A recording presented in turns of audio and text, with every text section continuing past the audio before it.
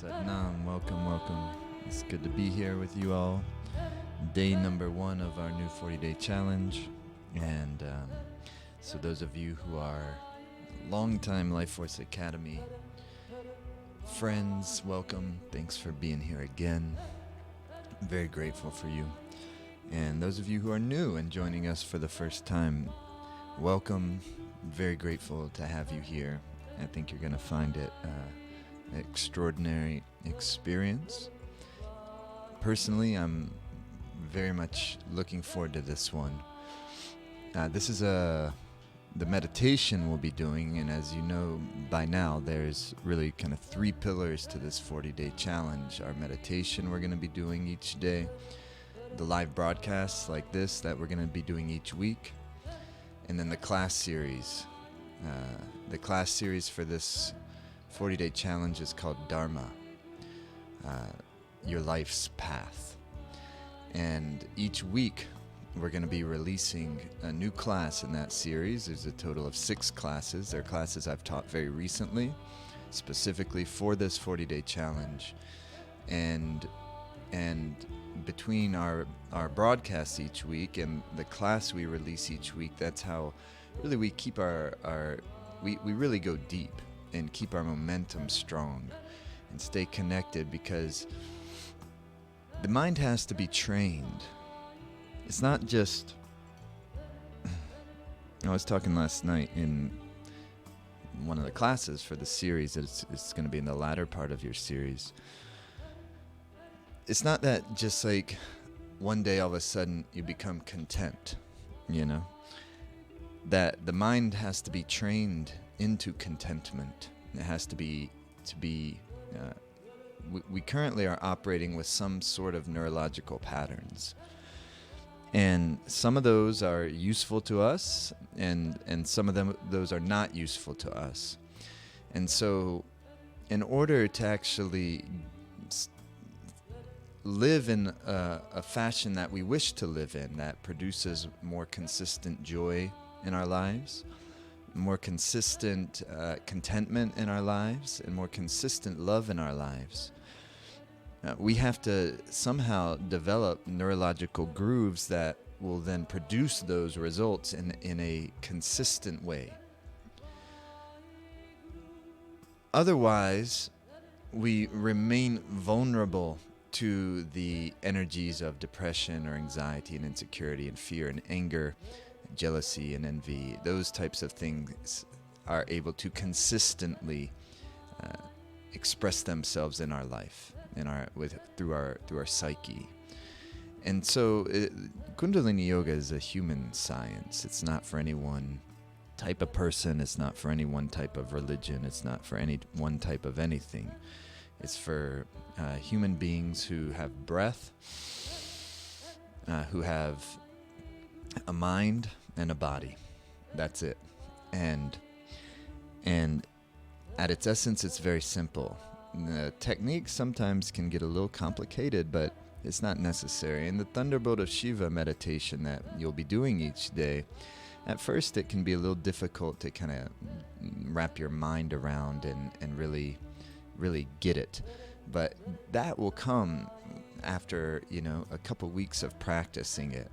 And so my encouragement to you as we begin this, if there's certain things that you're not sure if you're doing it right, well, certainly lean on our forum in the Life Force Academy, our private Facebook group. And after this broadcast and after all the broadcasts, I'll go on live, Facebook Live within our private group there, and we can connect, but also ask questions in there.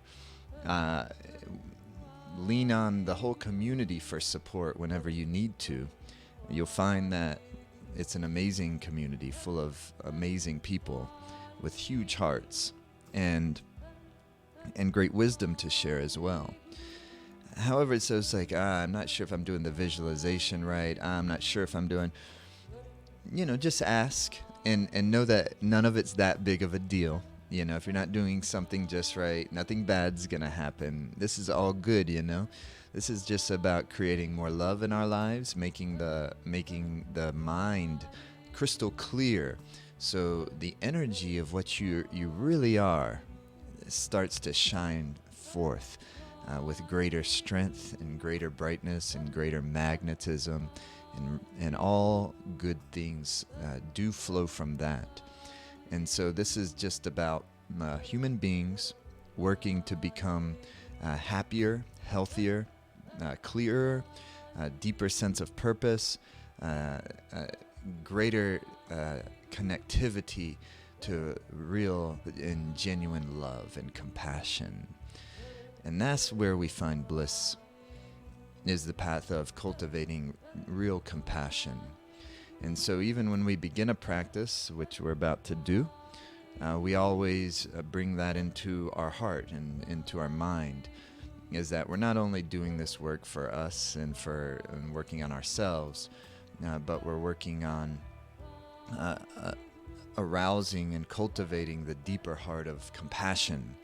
And so we stay connected to the suffering of life, and not only to our own suffering, but to the suffering of others. And because without that, the whole thing over time, it becomes a little stuck when it's overly me-oriented, when it's overly self-centered. My depression or my anxiety and my mind. Of course, we need to work on that, and we need to take care of our well-being and make sure we have enough general contentment and vitality and clarity so that we can do the work that we came here to do. You can, if you've got a mind, you've got a mission, that you do have a purpose. And I don't know specifically what your purpose is, and you may or may not know, and even if you do know, you may not be able to articulate it into words. Often I find that's the case. And so I don't know what it is specifically, but I know one thing, that it has everything to do with serving others, helping others. And that path of service and helping others is the path of bliss. That's how a human being becomes blissful. The tendency is to say, try to, how can I cultivate blissfulness? That idea tends to sometimes be overly oriented to almost like hoarding blissfulness. No, whatever that I want in my life, I have to share that with others. And so whatever it is that you want in your life, help others to experience that. Not with proselytizing, not with trying to get as many people as you can to do Kundalini yoga or something like that, but with your smile and with your warmth of your heart, with your kind nature, with your loving nature, with your genuine desire for people to be alleviated of their suffering, your general desire for people to be happy and to experience love, no matter who they be. So that's what we're all about in the Life Force Academy, and that's what really every 40-day challenge is about. And this Thunderbolt of Shiva is tremendous. And every live broadcast each week, we'll go deeper into it, and I'll be unpacking the teachings. Today, day one, is launch day, where we want to make sure you understand how the 40-day challenge works. We want to make sure you understand how the meditation works. If you have technical challenges, the Facebook group's not the best place for that. Like computer, my video, I'm not sure, the website, then support@jaidevsingh.com is the way you'll get. Emailing support@jaidevsingh.com is the way you'll get the quickest response, because there's a lot of activity on that Facebook group, and sometimes we don't see everything. And if you have questions about the practice, or you're going through some stuff that you would love support with, or want to just share some amazing insights you had, or amazing experience you had, or anything at all really, other than tech support, we would love to connect with you over there on the Facebook group, on our Life Force Academy group. So anyhow, that's really the simplicity of it, is once a week there's going to be a live broadcast. And I believe next week is also on Tuesday at 9 a.m., if I remember correctly. We'll confirm that by the end of this broadcast, or here shortly. And then we have the new class will be coming out very soon, the first class in the series. And usually that happens towards the end of the week. And that's how it'll be. And then each day you're using the video or the audio on the 40-day challenge page to complete your meditation. And either you're at the 3 to 11 minute level tier, or you're at the 11 to 22 minute, the middle tier, or you're at the 31 to 62 minute tier, the warrior tier. And then just do your best. Have a minimum. All right, no matter what, I'm gonna do 3 minutes. But most I'm doing 11 minutes each day. But there may be some days if I don't get to the 11 minutes in, no matter what, my concrete commitment is 3 minutes. Or that may be I'm doing 22 minutes a day, but no matter what, my concrete commitment's 11 minutes. That's what I like to give the psyche space, because and some people do that and some people don't, and it's your choice whether you want that. You might just be, I'm 22 minutes, period. And that's great. That's powerful. Some people find it's helpful to have a minimum and then have like your kind of reach goal. And because at some point your subconscious is going to be highly pressurized during this, and you'll get resistance that'll come up. The first week or so, or at least the first few days, are usually exciting and wow, I can't wait to do it. And then eventually that honeymoon phase of the 40-day challenge will wear off, and then you'll really enter into the challenge. It's called a challenge because for the most part, for most people at some point, it does become challenging. If you miss a day, just begin the next day and notice the difference of how you feel when you did a meditation versus when you didn't do a meditation. You don't necessarily need to begin at day one again. You know what I'm saying? The whole idea of a 40-day challenge is to stabilize the consistency of practice, not to create some, abstract magical effect by making sure by doing 40 days. It does have an effect by not missing a day for 40 days. Absolutely. But sometimes what happens, and often is the case of what I hear people tell me what happens, is they'll miss a day and then they'll just stop altogether because their energy drops because they're so disappointed in themselves that they missed a day. Listen, be kind to yourself. It doesn't require guilt trips. It doesn't require anything. Like, if you miss a day, have compassion for yourself and begin the next day and just keep going with us and celebrate with us at the end in 40 days. And of course, do your best to not miss a day if you don't want to miss a day. But let's not be, like so uptight about it that we're kind of a little on the neurotic side with things. Be committed. And learn what commitment is for yourself, and learn what it means to commit to something, and be courageous in that way. It doesn't need to have this kind of good and bad wrapped all over it. Commitments aren't about that. Commitment's about building your character, building your strength of energy, building your strength of integrity, and practicing. Commitment requires practicing. And it's building backbone, and it's about generating magnetism each day. I much rather see folks do a small amount of time consistently than a big amount of time done inconsistently. And so find the silver lining if you do miss a day. Try not to miss a day. If you do miss a day or two, find the silver lining, and then notice the contrast and how does my mind, what's the mental clarity when I did my meditation versus when I didn't do my meditation. Sometimes missing a day is useful in that fashion because you see, I'm definitely more clear, definitely more energetic and alive when I've done a good practice versus when I haven't done a practice. So, keep it real, be genuine, be kind with yourself, and work hard and blend all those things together. And don't do it because I should do this 40 days. Do it because you want to do it. Do it because you want to cultivate amazing clarity, that you want to experience a whole new level of existence in life. You want to experience the depths of the energy of the nucleus of your being, and you want to bring forth an unadulterated love and energy and intelligence and wisdom and intuition and dharma. Stay connected to those big aspirations that you're after, and stay connected to the big suffering that you have that you would like to transcend. And those two things are what are the motivating forces for human beings. The gains are aspirations, and the pains are sufferings.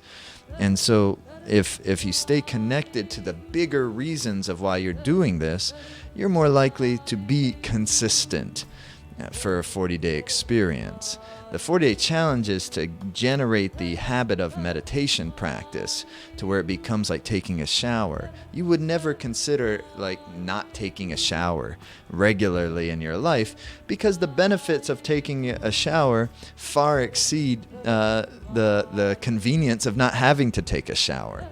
The benefits of brushing your teeth far exceed the inconvenience of having to brush your teeth.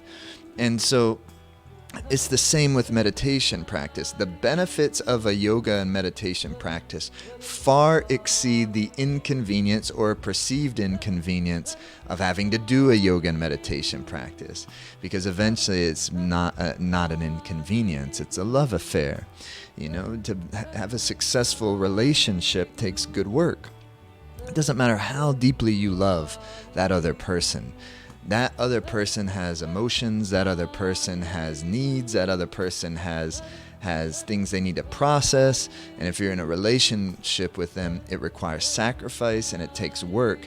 But the sacrifice and the work, that the inconvenience or perceived inconvenience of that sacrifice and work are exceeded completely by the love and the benefit and the blissfulness of an amazing relationship. It's no different with a Kundalini yoga practice. The benefits, the energy, the experience of the effect of a steady yoga and meditation practice by far exceed whatever inconvenience that may come from carving out the time to do the practice. And it's not even close, y'all. It's undeniable. And so, however, with that being said, the mind is tricky, and the subconscious mind will try to self-sabotage, especially at the beginning. And so that's what the subconscious does. And in this Tereshila Kriya, it powerfully purifies the subconscious mind. So at some point, it is very normal, it's par for the course for you to have a tremendous resistance to doing this work. And just watch the mind and watch how it creates all sorts of rationales for not doing it. And you'll see, and if you can keep going, you'll be able to discern what is actually truly your intuition versus what is the mind's self-sabotaging activity. Because the subconscious thoughts and the subconscious structures that are purified through meditation practice, that's living energy too. It's not just some dormant thing, it's a living thing, and all living things want to survive. So once those old frequency energies, they start to be consistently in the vibrational field of the practice and the meditation, they're going to start shaking, and they're going to be wanting to survive, and therefore that generates great resistance, or sometimes great emotion. It could be anger, it could be sadness, it could be joy, and it could be laughter. But anytime a human being transforms, anytime anything transforms, and energy is released. In your vehicle, in your car, when you transform fuel into locomotion, you have an exhaust pipe in the back of the car that releases the energy. In a human being, when transformation happens, when lower frequency energies are transformed into higher frequency energies, there's also an exhaust, a release. And that release is energy in motion, which is called emotion. And so there, if you're having a great emotion at some point, and it can go on for, some days sometimes, embrace that. If you feel sad, feel sad. Don't push it away. It's not a bad thing. If you feel angry, feel angry. It's not a bad thing to feel angry. Don't push it away, because you can't push it away.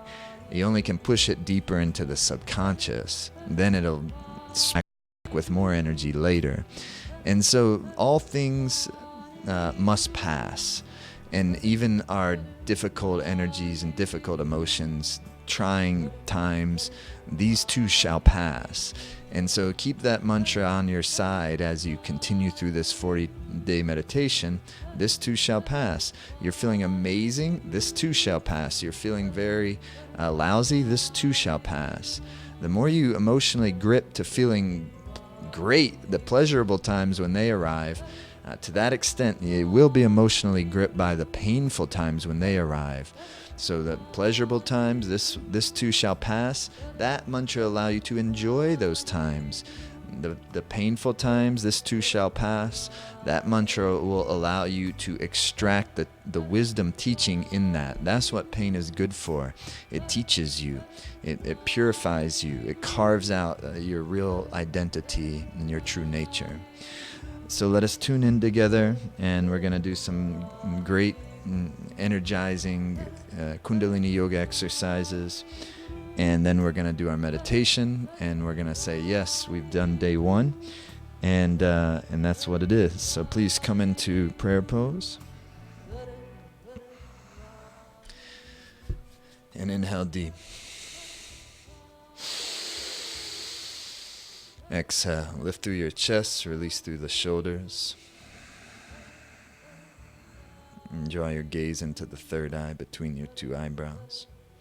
Inhale deeply. Exhale. Inhale.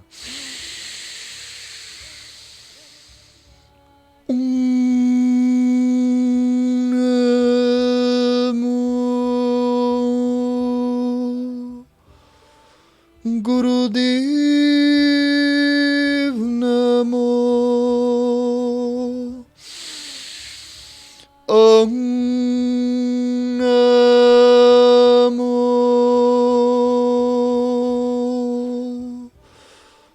Gurudev Namo.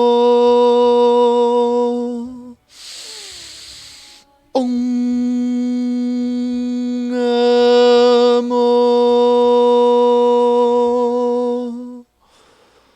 Gurudev Namo.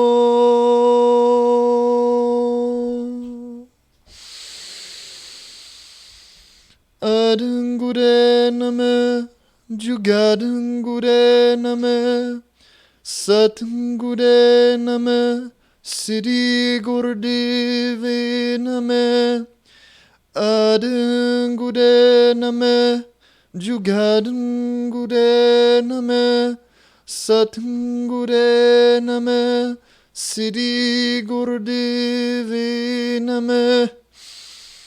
Adangure Name, Jugadangure Name, Satangure Name, Sri Gurudev Name.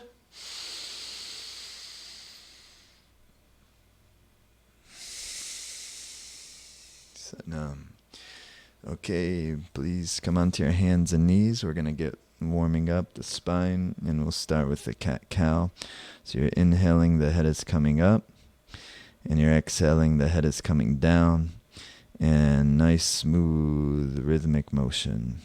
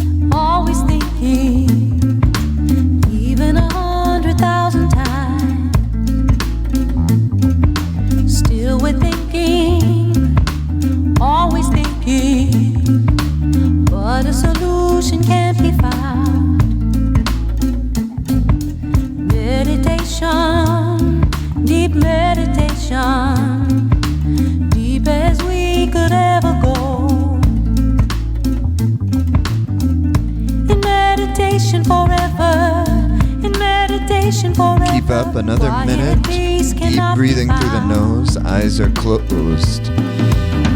Go at your own pace and your own rhythm, but really draw the breath into the body. Through the nose, breathe.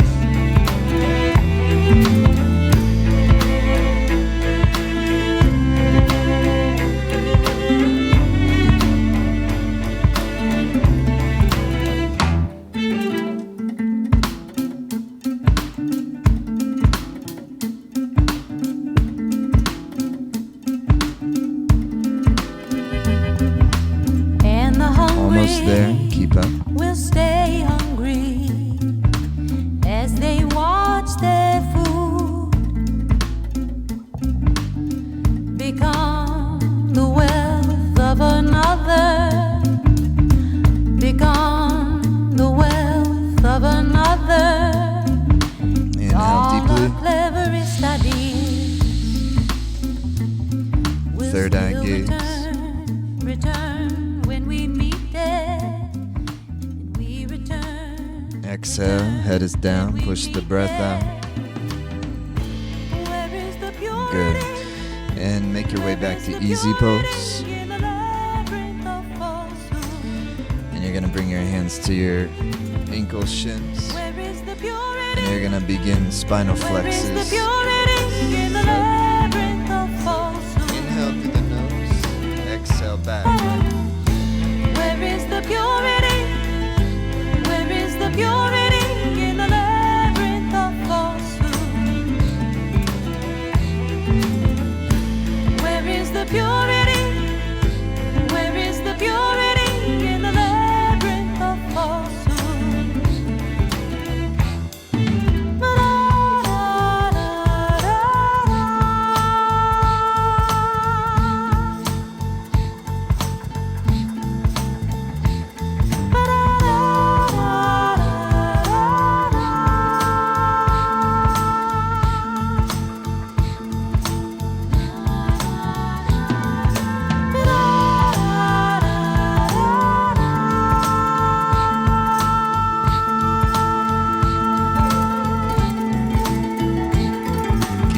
Eyes closed down and draw the gaze up and in between your two eyebrows and keep the rhythm going.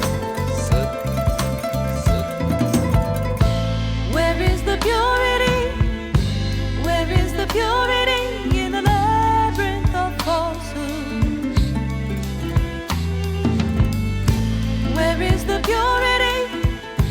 Where is the purity? In the labyrinth of falsehood. Inhale deep. Where is the purity? Chest lifted, Where shoulders is the drop, rectum, purity? sexual, In the navel up labyrinth and of falsehood. in. Draw your gaze, third eye, be still for a moment. Where is the purity? Where is the purity? Exhale. In the labyrinth of falsehood. Take your hands up, shoulders like this, chest out, shoulder blades released down, core is engaged, root block strengthened. And you're gonna inhale left, exhale right.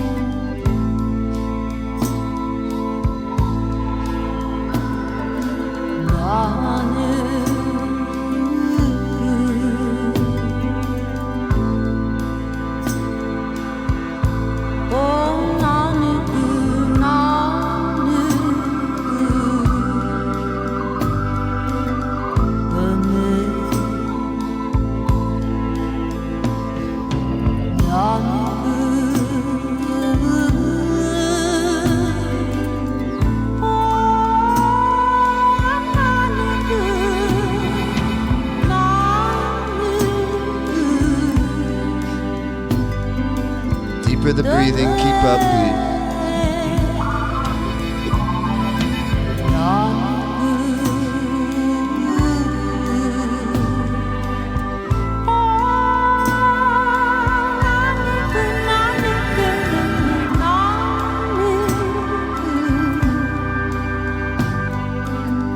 The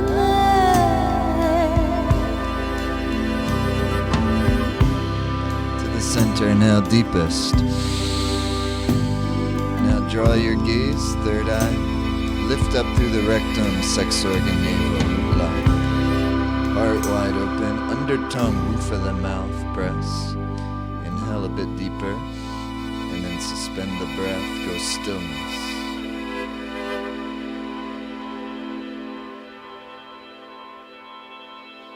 And exhale.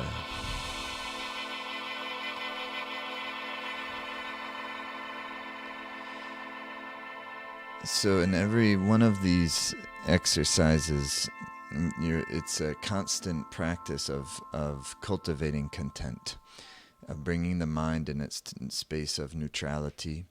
And every time at the end, inhale deep, is put the locks in place, rectum, sex organ, navel. Chin is tucked, heart is lifted. The gaze of the two eyes goes to the single point of the third eye, and then becomes still. And then you exhale. And then you allow your mind just to be as is. And it's practicing contentment. And it's not practicing contentment when you're absent, you have absence of any disruption and you feel amazing. Yes, contentment there. Not gripping or tampering with the space of the mind, no matter what it is. And also if you're feeling melancholy, or if you're feeling worry, or if you're feeling any other emotion, it's allowing the mind to be as is and practicing content within that. And so even if the circumstances of one's life isn't exactly as you would like them to be, or perhaps even far from it, it's practicing content. You only have control over what you can control. And what you can control, if you teach yourself how to, and if you develop the pranic strength to do so, you have control of your content. You don't necessarily have control over the circumstances of life, but you do have control over the one that is experiencing the circumstances of life. In ordinary circumstances, there's not the caliber to actually be able to move oneself into a space of content. But with these types of practices, it will give you more capacity to be able to do such things. And those are powers. And that's what you're generating here, is those types of powers. So you're going to have your hands on your knees. And the shoulder shrugs, the chest is lifted, chin is in. And it's like a sut.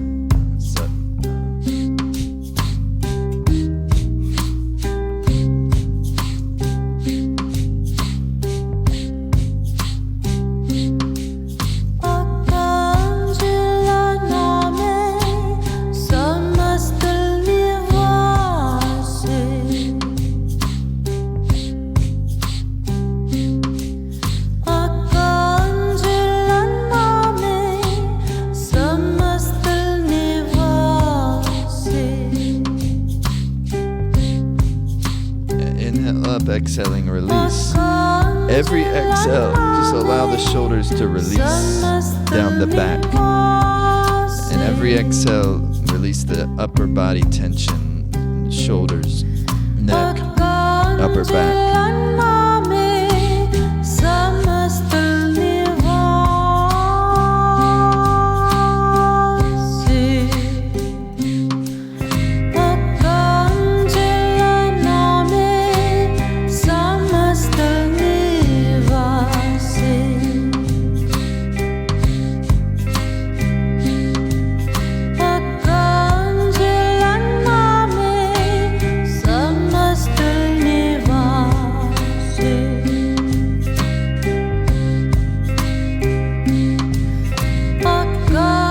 Squeeze up, squeeze out the tension, exhale, a gentle neck rolls,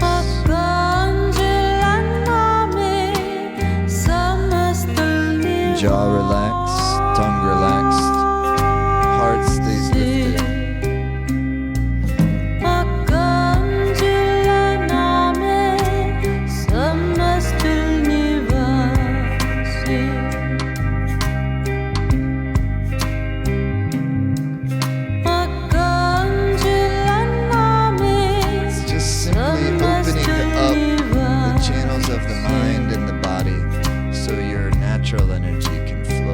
the other direction.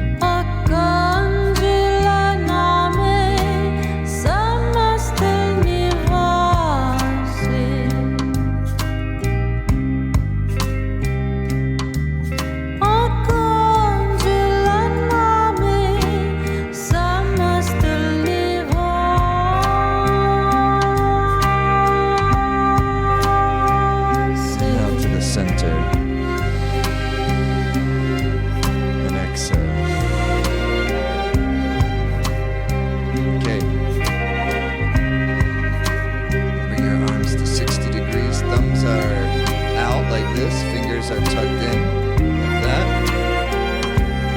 Arms come up 60 degrees.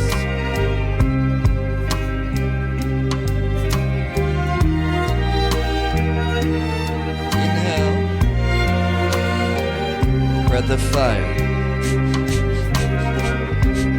Ladies, if you're pregnant or on your moon cycle, do long deep breathing instead of breath of fire.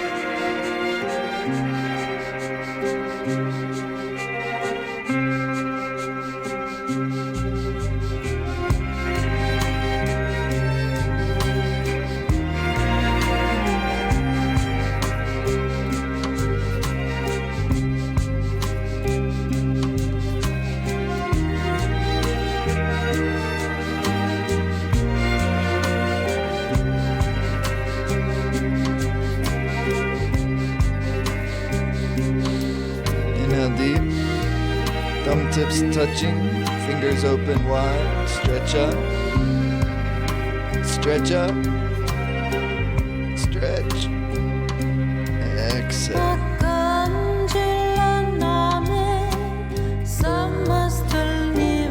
Beautiful. Okay, one more exercise and then our meditation.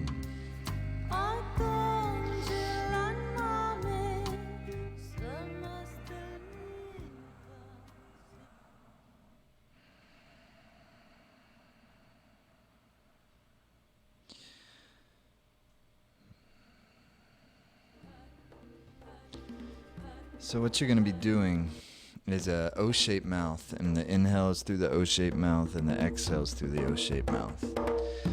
Your eyes are closed into the third eye, and when you inhale, your hands come above the head and the left hand sits on top of the right with the hands touching. As you exhale, the hands come down to here above the knees, and then you move with the rhythm of the mantra. You breathe and move with the rhythm of the mantra. Eyes closed. It's a powerful breath, and particularly it's a deep inhale and a powerful exhale using the force of your navel and your diaphragm to exhale the breath. So it's like this.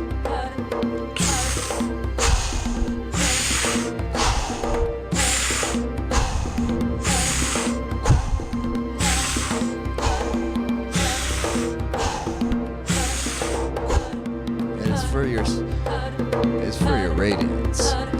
It's purify the electromagnetic field in the subtle body, in the psyche.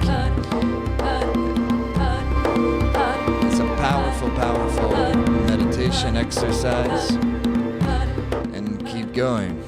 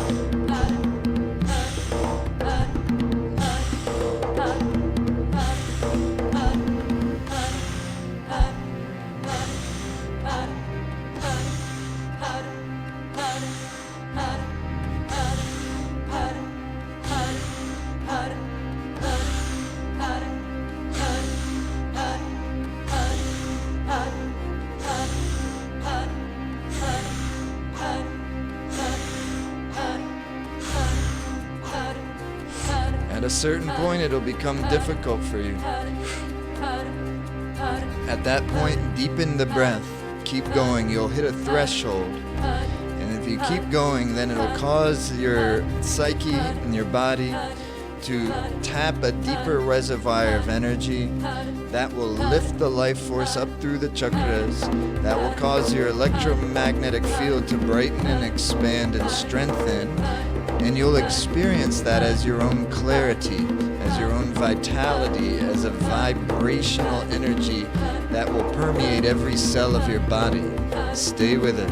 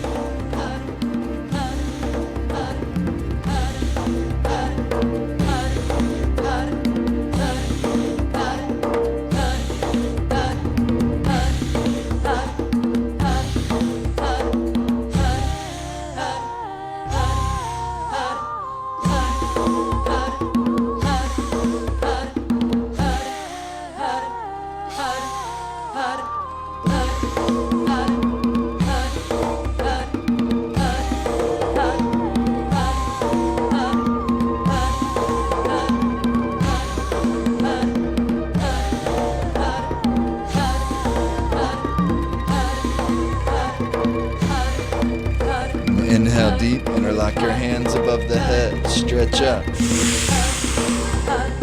stretch around, like a cannon through the mouth. Exhale, inhale out,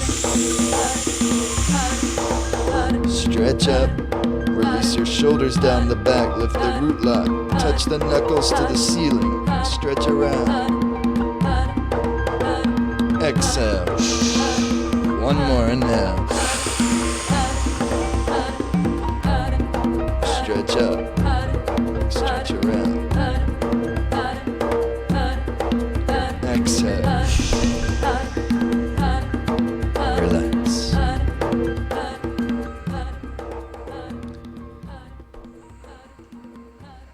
Set numb. So here we go, Thunderbolt of Shiva.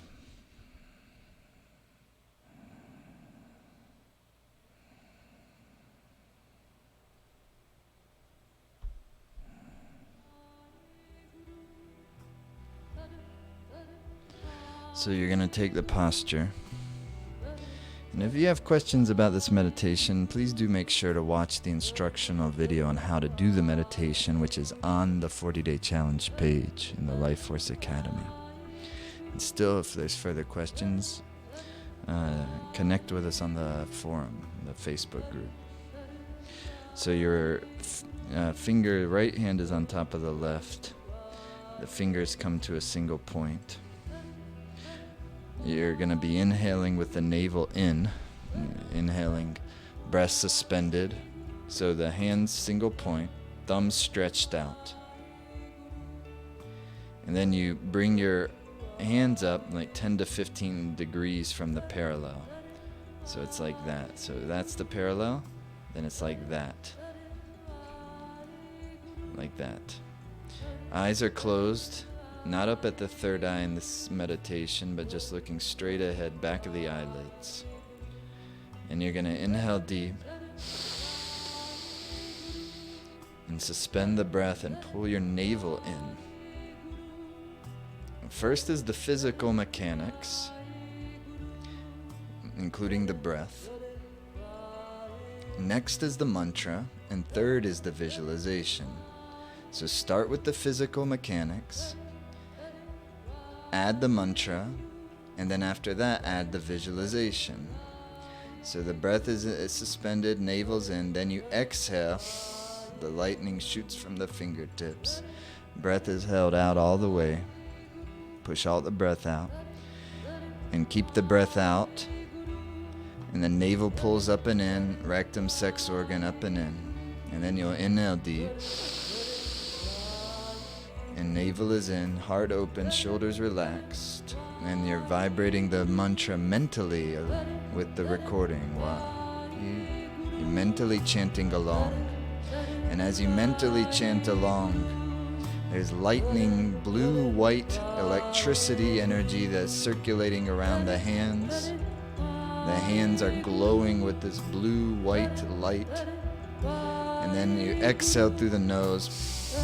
And the electricity, like a thunderbolt, shoots from the fingers powerfully out into this space, infinite space. And the breath is pushed all the way out. And with the breath kept out, you pull your navel in, lift up through the rectum, sex organ area. Continue to meditate on the mantra, chanting the mantra silently. Inhale deep. Suspend the breath, navel up and in. Meditate on the mantra, chant mentally the mantra, and let the mantra generate that blue-white electricity around the hands. And when it's time to exhale, exhale, and the thunderbolt of lightning shoots from the fingertips, from the tertiala, into the infinite space, and the breath is held out. The electricity continues, the mantra chanting mentally continues. You inhale and you keep going with your own breath capacity. Don't keep the breath out so much that you're gasping, or breath in so much that you're gasping. Just pressurize your breath capacity some, and then continue on. Don't make it overly challenging for yourself. Go into the meditative, first the body and breath mechanics. Add the mantra onto that, and let the mantra be the catalyst that generates the electricity with your creative mind. And if you have a hard time doing the visualization, that'll come with time. Don't worry, still enjoy your meditation. Don't feel like you're not doing it well, because you're doing it just well, just perfect for you today. Listen to the beautiful mantra and the beautiful music, and how fortunate and blessed we are to be in such a scenario to practice these magnificent meditations. Don't overthink it, chant the mantra, and just be you.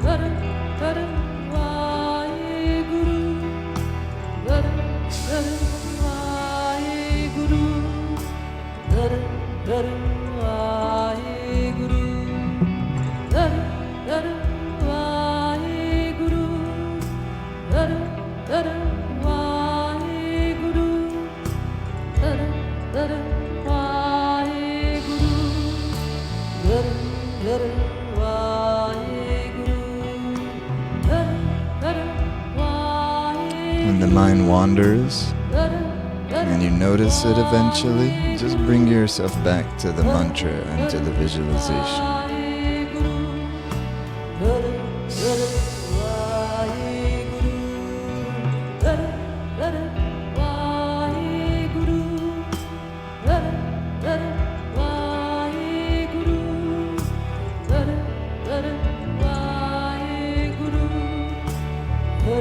Guru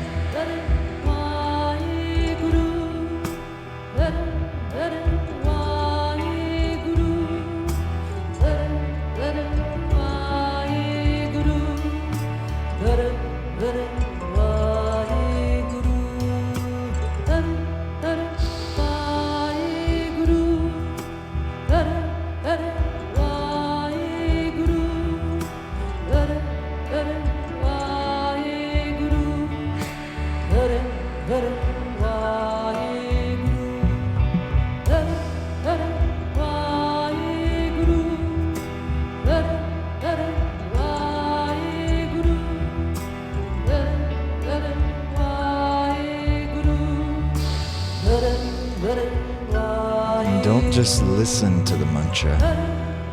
Mentally chant along. There is a difference.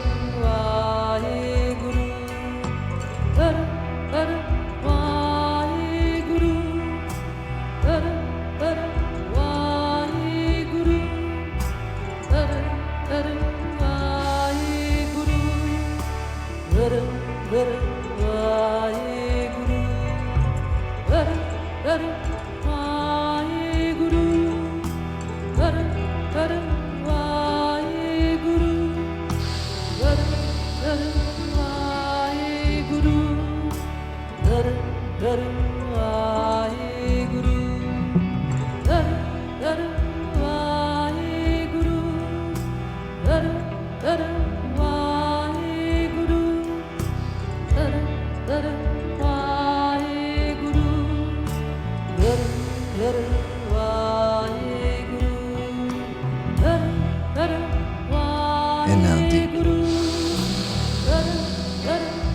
Suspend into stillness.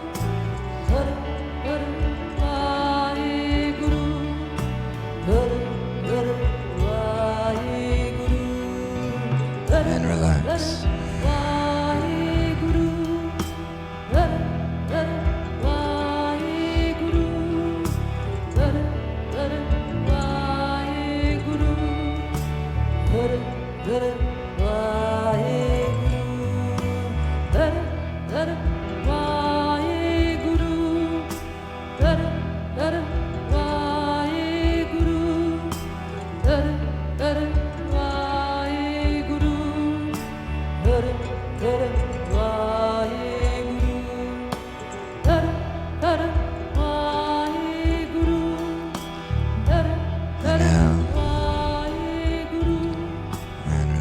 Exhale.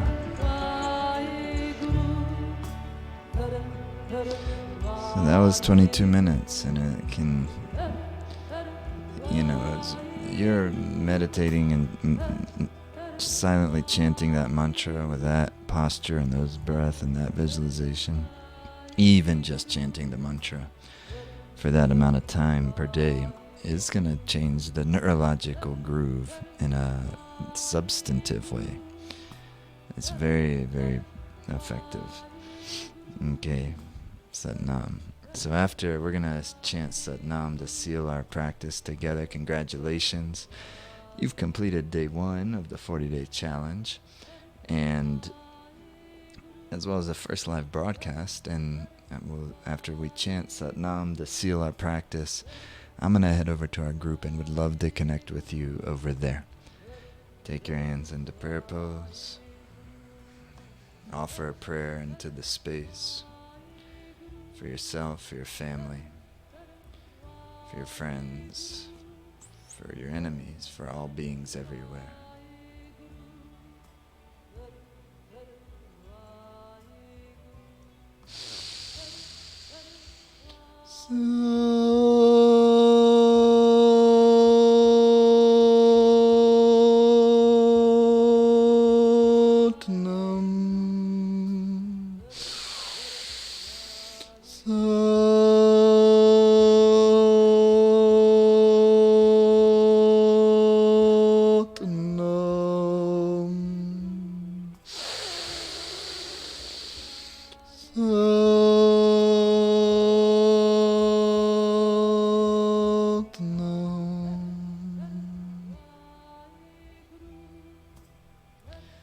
Sanam, thank you very much for being a part of this, and I will see you over on our group in just a few moments. Sanam.